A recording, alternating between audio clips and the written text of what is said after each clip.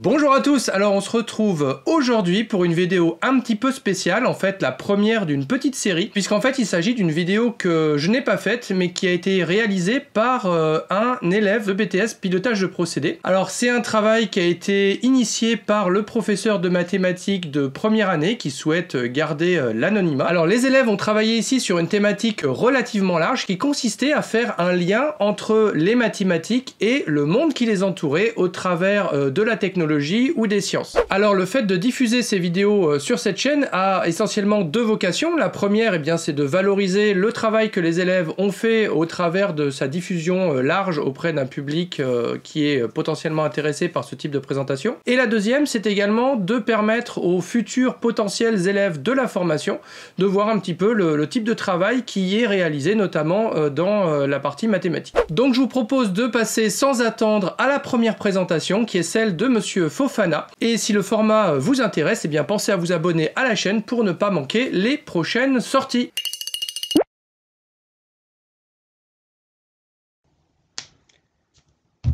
Bonjour à tous, j'espère que vous allez tous bien. En tout cas, moi, je suis en forme ce matin.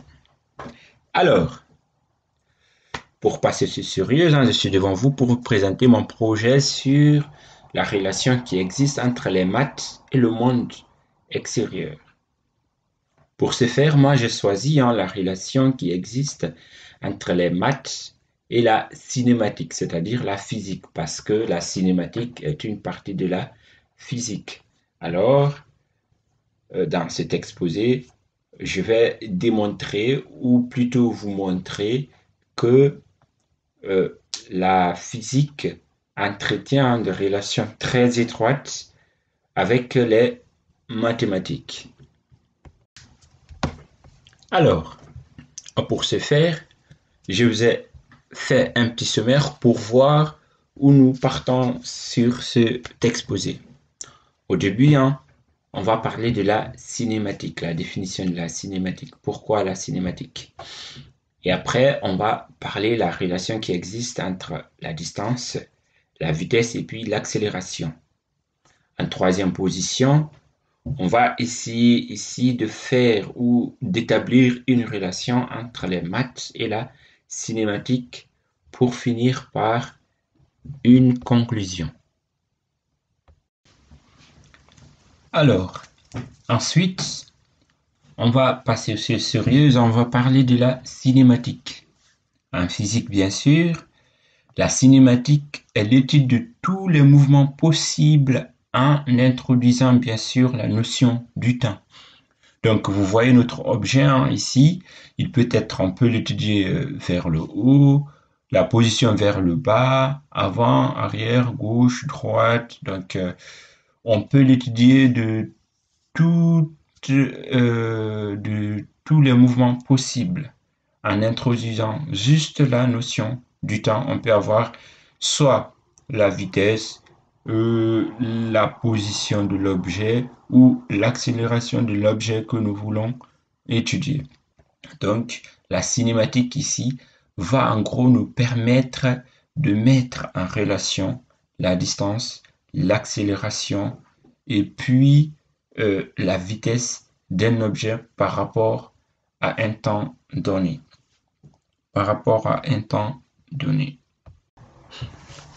Alors, maintenant, on va parler de la cinématique.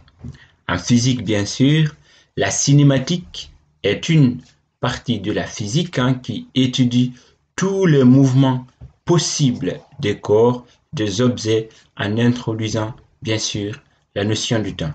C'est pour ça que je vous ai mis une petite photo pour vous faire voir. Donc, là, supposons qu'on a notre objet ici, on peut étudier sa position vers le haut, sa position vers le bas, son positionnement. On peut étudier tout ce qu'on veut par rapport à sa position, si nous connaissons bien sûr, si on se situe dans le temps. Donc, voici un petit peu ce qu'on va faire, dans la suite de notre travail ici. Alors, maintenant, on va essayer de parler de la relation qui existe entre la distance, la vitesse et puis l'accélération. Pour ce faire, on va utiliser un repère orthonormé OIJ pour se repérer dans le temps, pour pouvoir définir la relation qui existe entre ces trois grandeurs qui sont là. Alors, maintenant pour exploiter notre repère que nous avons dessiné tout à l'heure, que je vous ai montré tout à l'heure par rapport à la diapo précédente. Donc ici, on va essayer d'exploiter notre point M qui se trouvait tout à l'heure sur le repère pour pouvoir exprimer les valeurs en fonction de nos besoins. Alors, dans un repère orthonormé, X, Y et Z sont appelés des coordonnées cartésiennes. S'il y a un mouvement maintenant, les coordonnées X, Y varient dans le temps. Ben, c'est normal, parce que quand tu bouges avec la position. Donc, en fonction du temps, tu bouges et puis, logiquement, le point aussi doit, la position du point doit changer. Alors, les fonctions X égale à F en fonction du temps, Y, G fonction du temps, et puis Z, H fonction du temps, sont des fonctions du temps, bien sûr, sont des équations horaires du mouvement. Alors, si on connaît ces équations, on peut parfaitement déterminer la position du point M. Mais tout à l'heure, là, je vous ai parlé de X, Y, Z, dans ça, c'est dans l'espace. Donc, moi, tout à l'heure, je vous ai montré un repère orthonormé, OU, pourquoi? Parce que l'exemple que je vais vous donner, ça serait sur, bien sûr, sur la Terre. On ne va pas partir très haut, on ne va pas mettre la barre très haut, aller dans l'espace. Donc, on va essayer d'abord de comprendre ce qui se passe à Terre. Après, pour peut-être un jour, si on a l'occasion d'aller voir ce qui se passe dans l'espace aussi.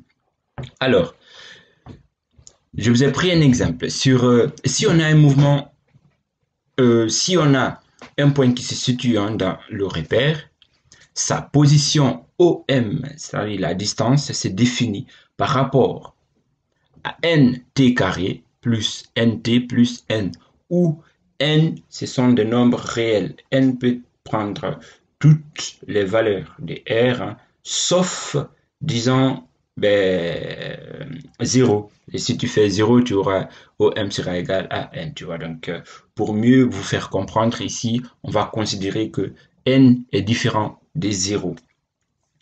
Alors, pour trouver ici la relation qui existe entre la distance, l'accélération, la vitesse, il suffit juste de dériver déjà la distance que nous avons. Pour avoir le vecteur vitesse, il faut dériver le vecteur position OM pour avoir le vecteur vitesse.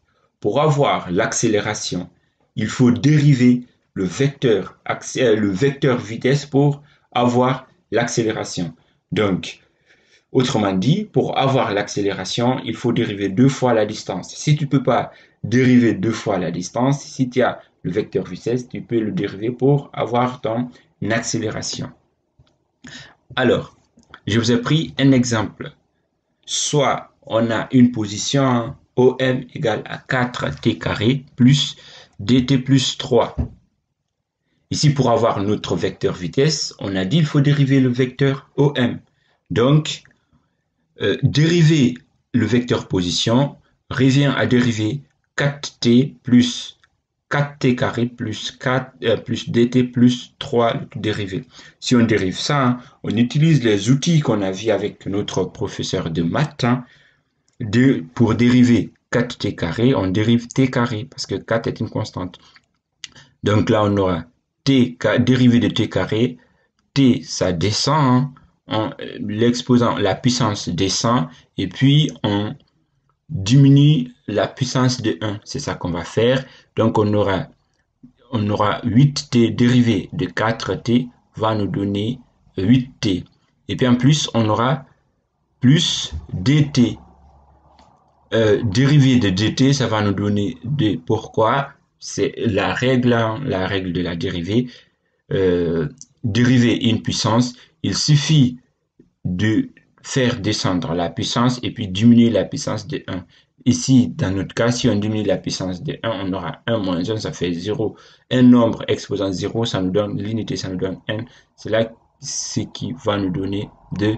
Donc, on aura 8t plus 2. Pourquoi? Parce que on aura dérivé de 3. Or, dérivé d'une constante, c'est nul. Dérivé d'une constante égale à 0.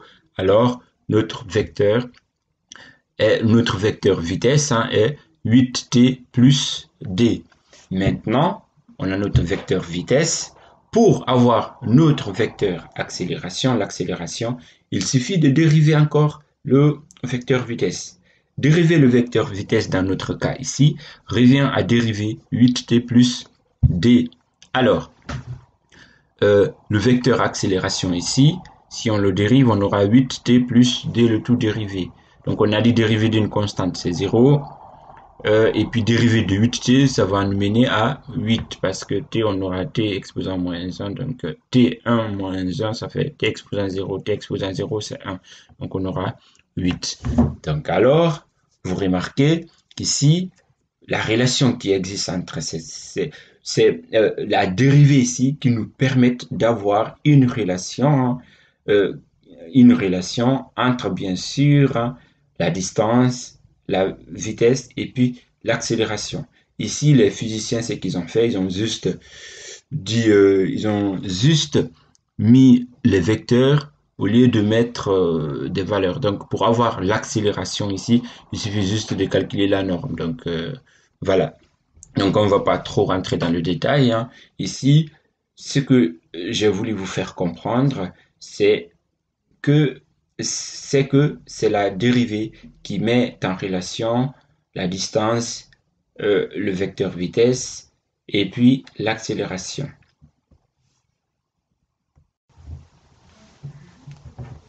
Alors, maintenant, on va essayer de parler de la relation qui existe entre les maths et la cinétique. On a vu tout à l'heure, il y avait une vraie relation entre la physique et les maths. Donc, on va le démontrer par l'exercice que j'ai pris pour vous. Donc, j'ai pris un exercice pour pouvoir réellement ressortir la relation qui existe entre les deux matières.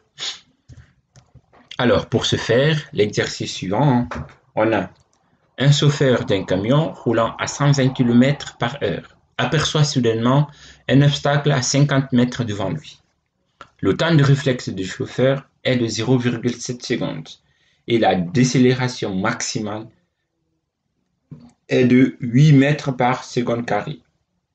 Dans ces conditions, il ne peut pas éviter l'obstacle. Alors, notre objectif ici serait de déterminer en km/h la vitesse de la collision.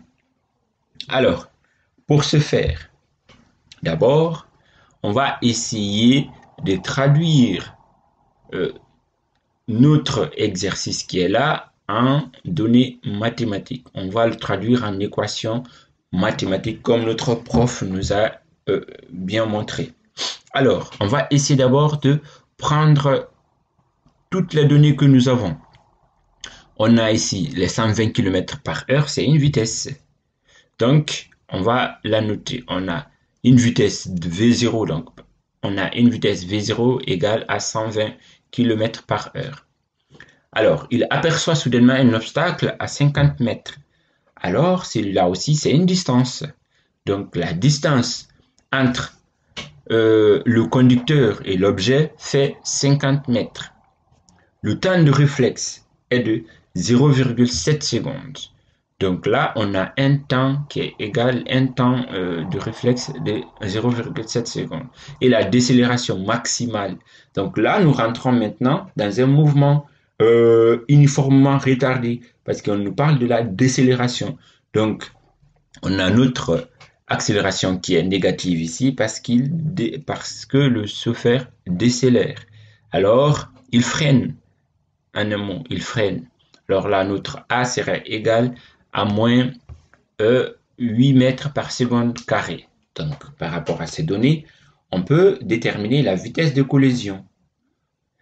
Parce que ici, la vitesse de collision, ça serait la rencontre entre les deux distances. Parce que dans ces conditions-là, on a deux phases. En cinétique, on a un mouvement on a un mouvement rectiligne et puis des mouvements rectilignes uniformément variés. Par exemple, au début, quand le chauffeur est en train de rouler, il n'y a pas d'obstacle, là, la distance, à peu près la vitesse est constante. Il roule sur une vitesse constante. Soudain, là, on peut utiliser un mouvement rectiligne. Maintenant, s'il aperçoit un obstacle devant lui, il va freiner. Le temps de freinage, s'il freine, il y aura un changement de vitesse. Alors là, on va parler d'un mouvement rectiligne. Mais comme il décélère, il essaye de ralentir, on va parler d'un mouvement rectiligne uniformément varié. Alors, la formule pour un mouvement rectiligne uniformément varié est la suivante.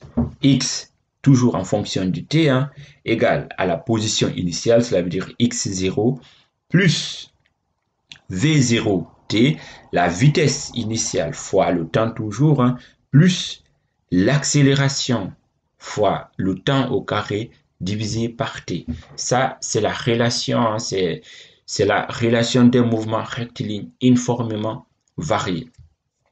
Alors, nous, notre objectif ici, ça serait de déterminer ça serait de déterminer ici la x0, la vitesse v0, le temps on l'a déjà, l'accélération on l'a. Alors, si on remplace les lettres par leur valeur dans cette équation, dans cette équation, on aura x0,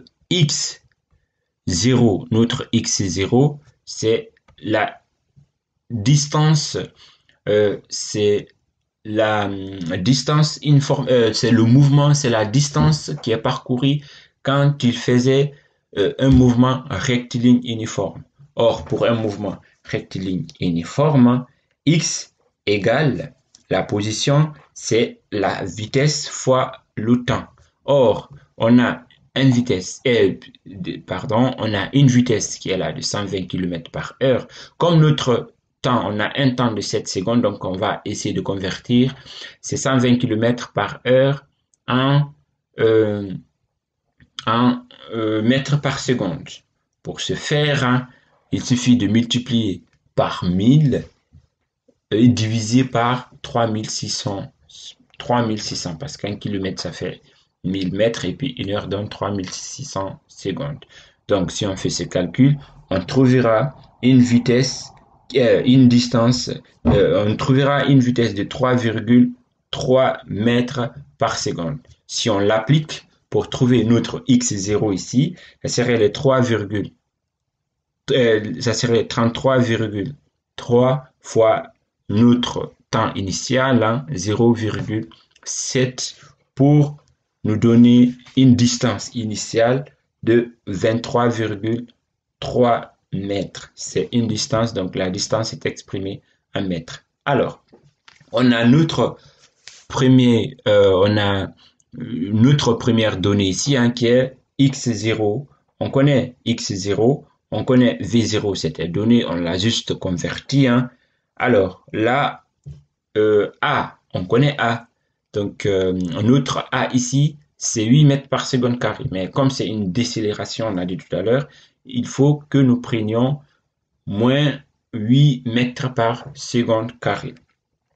Et du coup, si on remplace les lettres par leurs valeurs, on aura, je vous rappelle la formule, x en fonction du temps égale à x0 plus v0t plus at carré sur d. Si on le remplace, on aura 23,3 plus 33,3t moins 8t carré sur d.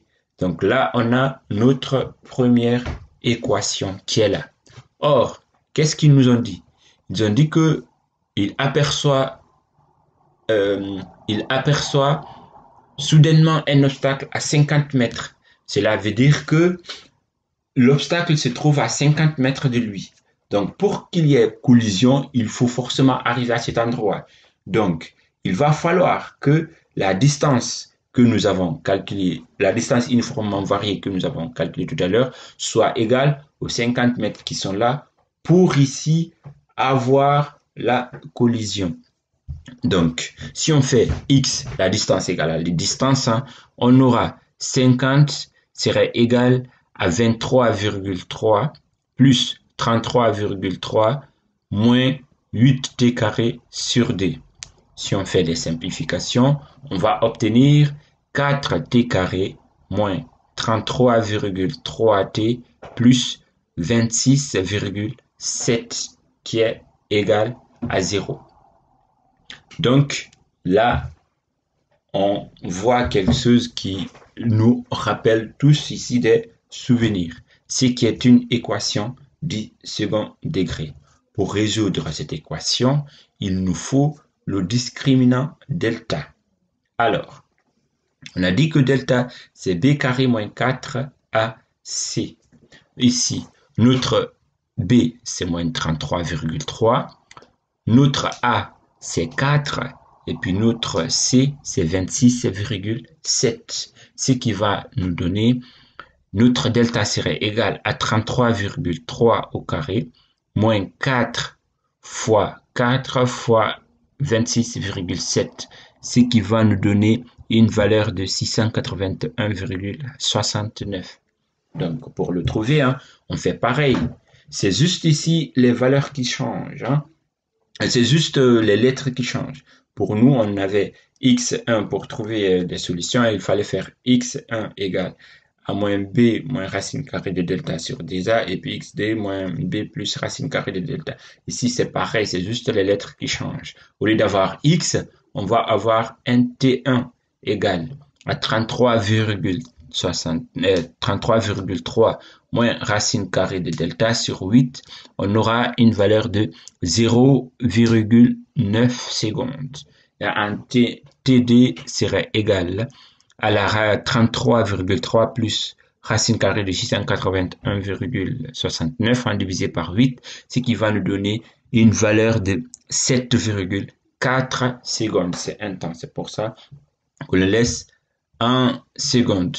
Alors, on n'a pas encore trouvé notre solution. Hein. Nous, c'est la vitesse de collision et non le temps de collision.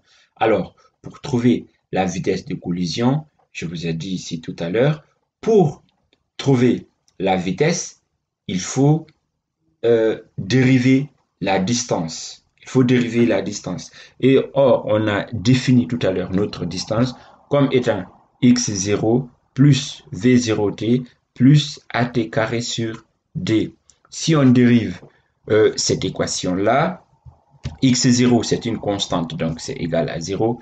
v0t, on aura t, c'est exposant 1, donc on aura t exposant 0, donc ce qui va nous donner 1, donc on aura c'est v0 plus a t carré divisé par d. Si on le dérive, on aura 2 fois a t sur d. Donc les deux se simplifient, ça va nous rester justement at.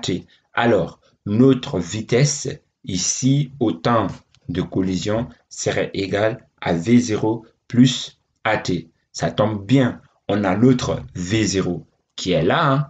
Notre v0, les 120 km par heure, hein, c'est notre v0. C'est ça, plus at. Notre a, c'est moins 8 mètres par seconde carré. Et puis, le temps, ce n'est plus les 7 secondes qui sont là, mais c'est le temps de collision.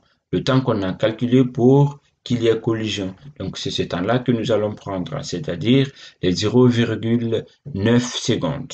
Si on fait ces calculs, hein, on va avoir notre V0 serait égal à 33,3, c'est-à-dire le V0, moins, parce que notre A est négatif, hein, moins 8 fois 0,9, ce qui va nous donner hein, une valeur de 26,1 mètres par seconde, soit 94 km par heure. Comment j'ai trouvé ces kilomètres par heure? Il suffit juste de faire la règle de 3. Hein. tu dis 1 km par heure, donc 3,6 km par heure, et puis tu fais la conversion. Tu auras une valeur, soit tu me fais confiance, hein, tu prends 94 km par heure, soit tu fais la règle de 3 et puis tu verras bien que j'ai raison. Alors, ben là, on obtient notre vitesse de collision qui est de 94 km par heure. Alors, une petite parenthèse, hein, parce que là, on a deux temps. Donc, c'est pas un temps négatif pour dire que c'est négatif, on ne prend pas, donc c'est des valeurs positives. Mais pourquoi on n'a pris qu'une seule valeur et puis la plus petite valeur, c'est que physiquement, on ne peut expliquer que cette valeur-là, parce qu'il n'y a pas collision deux fois, même si on peut l'imaginer autrement, mais il y a, nous, ce qui nous intéresse ici, c'est la première collision qui a lieu entre le temps de réflexe et puis l'objet. Donc c'est pour ça qu'on a pris que la seule vitesse, le seul temps qui est là pour déterminer de, le temps de collision. J'espère que vous avez bien compris ou a priori un petit peu suivi mon explication. J'espère que vous avez compris. Alors, pour conclure sur cet exposé, nous voyons, d'après tout ce qui précède, l'utilisation de la dérivée du vecteur vitesse, du repère orthonormé, ainsi que du discriminant delta, qui sont tous des outils mathématiques. Les physiciens ici apprennent des outils mathématiques afin de les manipuler pour s'en servir à leurs besoins, pour trouver des formules, pour mettre des grandeurs, ensemble. Vous voyez quand même, hein, trois grandeurs, la distance, la vitesse, l'accélération, qui sont des outils très utilisés en physique, hein, ça veut beaucoup dire, hein. C'est des outils qui sont vraiment très importants dans la physique, dans l'avancée même de l'étude de la physique, hein. Donc, ces trois outils-là sont quand même obtenus à partir de la dérivée d'un outil mathématique. Il faut dériver le vecteur position pour obtenir le vecteur vitesse, dériver le vecteur vitesse pour obtenir le vecteur accélération. Donc, si on ne connaissait pas l'outil de la dérivée, on ne saurait pas aujourd'hui calculer la vitesse de déplacement d'un objet, d'une personne, d'une voiture, par exemple. Vous voyez, donc, c'est quelque chose de très important. Alors, vous avez très bien compris que pour être un physicien, il faut d'abord être un très bon mathématicien. J'espère que ma présentation vous a plu. Et puis, bien sûr, je suis à l'écoute de tous vos critiques et puis des questions, bien sûr, si vous en avez. Mais sinon, moi, j'ai été ravi de vous présenter ce projet. Je vous remercie. Si la vidéo vous plaît, pensez à lâcher un petit pouce vers le haut et à la partager avec vos amis. Et si vous ne voulez manquer aucune vidéo de cette chaîne, vous pouvez également vous abonner et cliquer sur la cloche. Enfin, vous pouvez suivre l'actualité de la chaîne sur le site internet dédié, sur Facebook, sur Twitter, sur LinkedIn, sur Instagram et sur TikTok. Retrouvez tous les liens en description.